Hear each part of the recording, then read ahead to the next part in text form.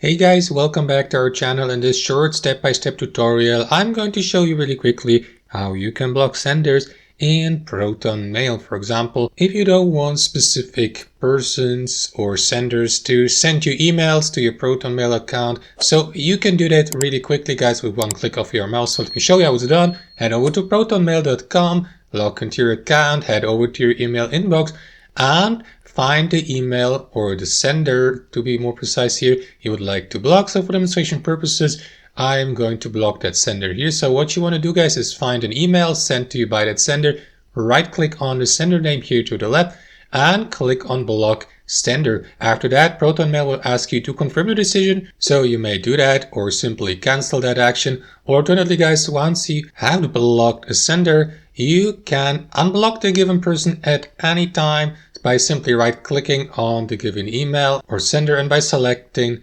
unblock sender. And that's basically it, guys. So that's it for today. Hope you enjoyed the video, got some real value from it, and I'll see you next time on our channel.